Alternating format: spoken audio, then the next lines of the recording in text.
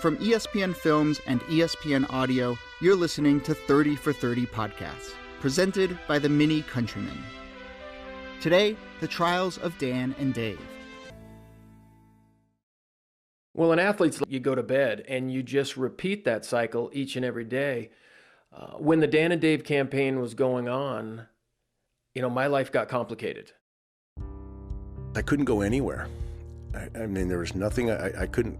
I'd go to an outhouse and come out, and there was a camera there to see if I washed my hands, I guess. And that's what I wasn't prepared for, is to understand that, you know what, I just wasn't another face in the crowd. It got to a point where I told my manager, we can't do this anymore. We just stopped appearances. We've got to get this thing going. I mean, I've got like 4 months up until the trials. The trials. The first Dan and Dave ads aired at the Super Bowl in January of 1992. The Olympics were in Barcelona in July. To be settled in Barcelona. When Reebok approached Dave and I, the first thing both of us said was, neither one of us are on this team yet. We still have to go through the Olympic trials. Hello, everyone, and welcome to New Orleans at the U.S. Olympic Track and Field Trials, a day already dominated. In 1992, the United States Olympic Track and Field Trials were held at Tad Gormley Stadium in New Orleans the last week of June. I arrived in New Orleans, and I think the first thing that I noticed as soon as I got off the plane was it was hot. The heat was blistering. Upper 90s with 99% humidity or something like that. Whew, like nothing I'd ever experienced before. Everywhere you went, Dan and Dave, Dan and Dave, Dan and Dave. All eyes are on who is going to represent the United States and who will go on and win the gold medal. You have the pressure a little bit for me with Reebok and the money they'd spent. I better make this Olympic team was in my mind because everybody's wanting to know who's better. We got to see who wins in Barcelona. That's the commercial. Meanwhile, the trials were Reebok's last big marketing event before Barcelona, and the company took full advantage. I noticed everybody was wearing these white T-shirts. And hats that either had Dan or Dave on it. They either had a red Dan and blue Dave's. And when you get into the stadium, everybody's wearing the T-shirts. And it was almost like somebody dropped them from a helicopter to all the people in the stands. At least half the people in the stands were wearing these white T-shirts. The top 3 finishers in the New Orleans Decathlon would qualify for the Olympics. And the first day of events, a Saturday, went according to script, with Dan and Dave both racking up tons of points. Dave, as usual, was solid, while Dan, the reigning world champion, shot into first place.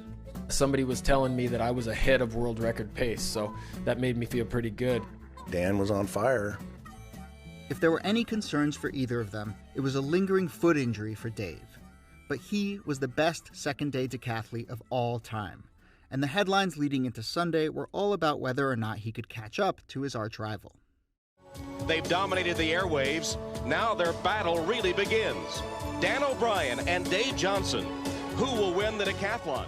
Over the first 2 events of the second day, hurdles and discus, Dave started to close the gap. And then...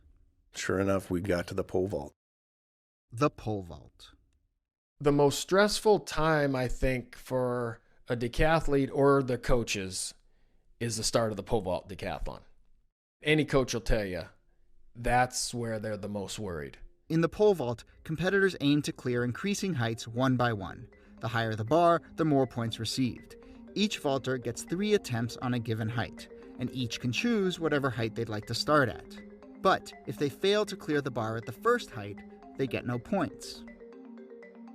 To start earning relatively high points immediately, Dan and Dave made the same aggressive choice, to begin their vault at 15 feet 9 inches. The higher vaulters, it takes a while to get to your turn to vault at your starting height. So you warm up, and they might give you a few other warm-ups, but it's never enough. It's the 8th event. You're feeling your legs a little bit, and the sun was really starting to get hot. While we're sitting around, the cameras are in our faces. They're following us wherever we go. And I remember just thinking how distracting that was. Well, by the time the warm-ups ended, it was almost 2 solid hours till I took my first jump. I vaulted first, I remember that. And so I made my first height and had no problem with it, other than my foot was still getting more and more sore. Sat down and, was battling the heat again, and I remember seeing his first attempt at that same height. Once they call my name, I kind of look down the runway, kind of assess the wind, look over at the coach. He gives me a thumbs up. All I remember is putting my hands up way too late, and so literally I just went straight up and straight down with hardly any bend in the pole. He looked like he'd never vaulted before. Something was way wrong than I'd ever seen him have. And so on my next attempt, I make all the adjustments, come down the runway, good takeoff, good plant. I feel like I'm way over the bar, and I come down on it slightly, and the bar falls off.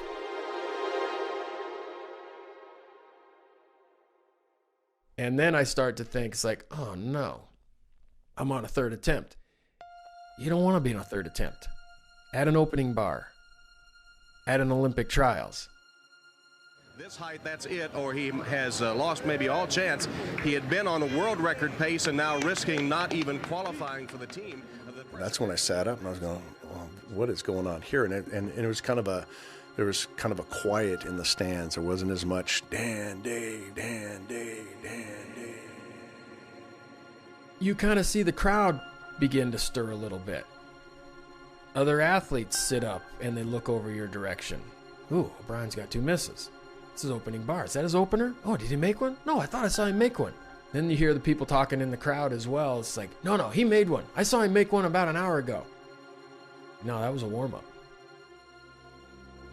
This third attempt, he might have taken a little run and then stopped and went back. This is his third and final attempt, and he goes down the runway and stops. That was not a good... As soon as I start my run on the third attempt, I get a big gust of wind coming from the right, and so I stop. He just didn't look confident. This is it. He's not on the team if he doesn't make this height, and he knows it, and it's going through his mind.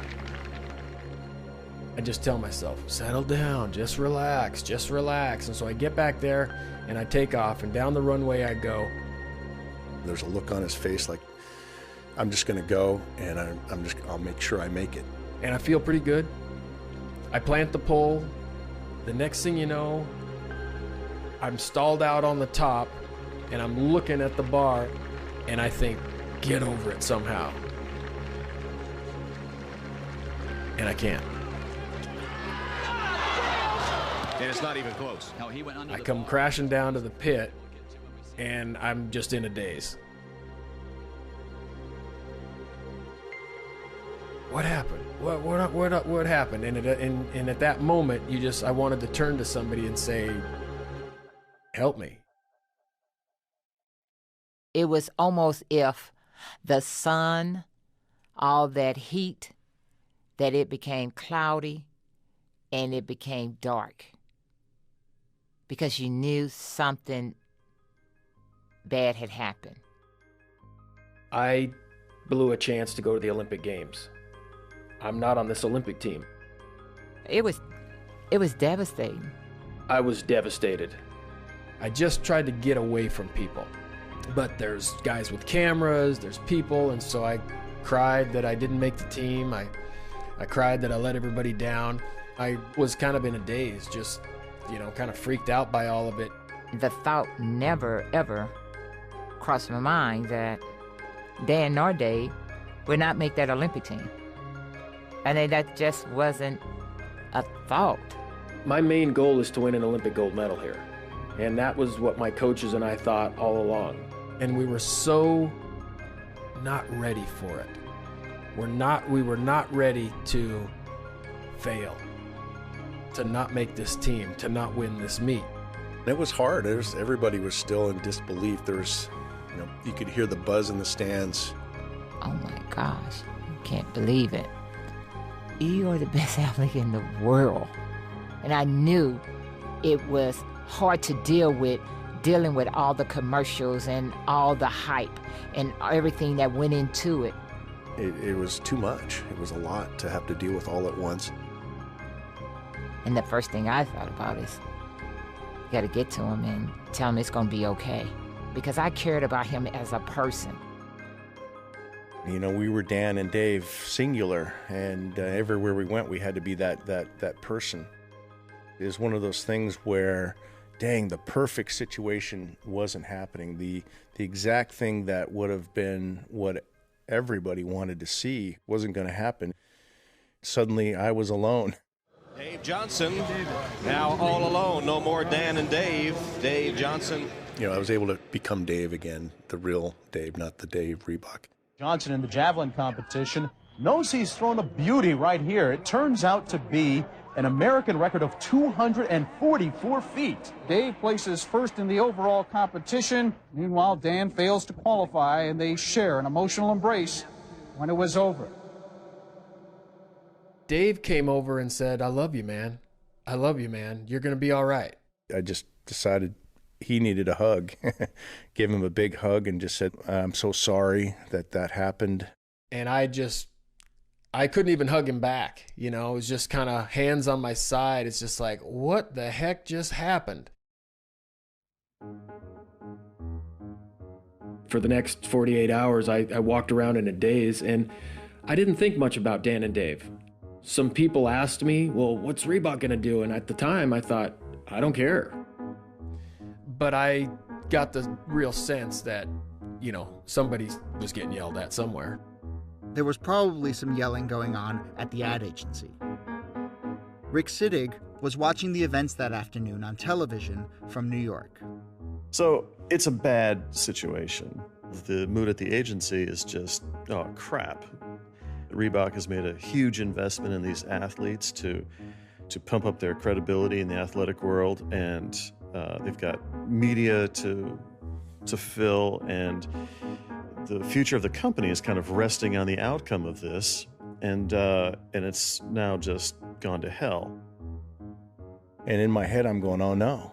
We were planning to be on Johnny Carson. We were planning to be hosting Saturday Night Live. All those commercials they'd already made. They'd made 10 or 15 commercials that were going to play during the Olympic Games with Dan and Dave there.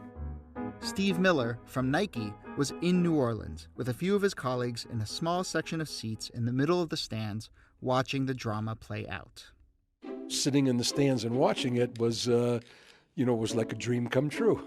For months, Steve and Nike had been secretly fantasizing this exact scenario. Yeah, we were actively hoping that something bad would happen. I don't know how else to put it. I'd like to lie and say, no, it didn't make a difference, but it made a difference, of course. The truth is, we were just happy. I mean, what are you going to say? It was one of those moments where you feel so good, you get a little lightheaded. It's the first moment in time that I can ever remember taking pleasure in somebody else's pain. Reebok, the creator of those Dan and Dave commercials, says that its huge ad campaign isn't dead yet. It just needs a slight readjustment. The readjustment came in the form of a new series of ads, embracing the change in the Dan and Dave story. Reebok rebooted its campaign on the fly. They had new ads out within 48 hours. In the coming weeks, there was an ad with Dan coaching Dave. Now that I've got some free time, I'm helping Dave train. Faster, Dave! Push it! One with Dave consoling Dan. Hey, you should be happy. You're going to represent your country. You're going for the gold. Yeah, I guess. I just wish you were going, Dan. And that same ad also announced a new role for Dan O'Brien in Barcelona. Dave, I am going. Huh? I'll be up in the broadcast booth. You mean we'll both be in Barcelona? Uh-huh. Together? Again? Uh-huh. Really? You want a hug? Nah, we already did that.